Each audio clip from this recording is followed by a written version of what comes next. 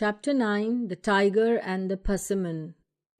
Once upon a time, in the faraway land of Korea, there lived a little boy with his grandmother.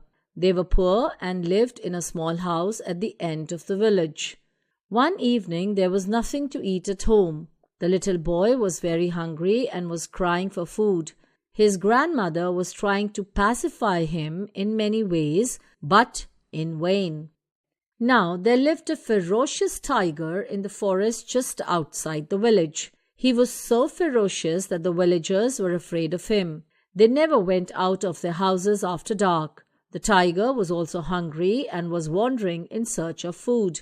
He reached the village and tried to have something as food. When he heard the little boy crying, he quietly slipped into the house and stood behind a thick bush just outside the window. As he did so, he heard the grandmother speak. She was telling the little boy, "Hush, don't cry so loud.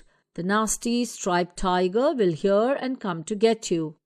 The tiger was much surprised. He thought that he had crept into the house so stealthily, then how did the grandmother come to know that he was there? However, he remained there behind the bush, waiting for a chance to pounce upon the boy.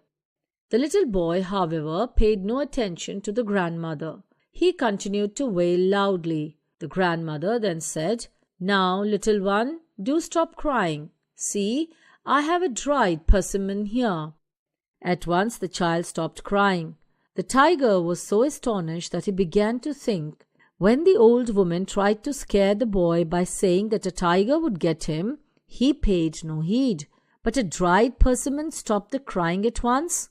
Therefore, the dried persimmon must be something very frightful, and he started guessing what it could be. He thought for a long time and then said to himself, "I should better leave this place before this dreadful thing catches me." Thinking so, he turned around to slip away quietly from there. Just then a thief broke into the house. He had been thinking of stealing a cow. It was dark everywhere and the thief could not see very well. He just saw the shape of an animal. He thought it to be a cow and very smartly and firmly grabbed hold of the tail of the tiger. The tiger was already worried about the dried persimmon. When the thief got hold of his tail, he was convinced that it must be the persimmon, the fierce creature that has got hold of my tail. The tiger was so panicked that he jumped over the gate and started running towards the forest, trying to get rid of the persimmon. The thief too was terrified when he saw that he had somehow got hold of a tiger's tail and not of a cow. He was too scared to let it go.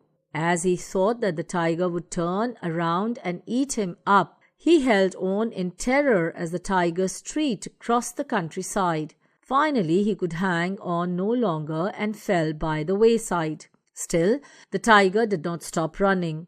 He ran till he was very, very far away from the village and was sure that the fierce persimmon could no longer grab him by the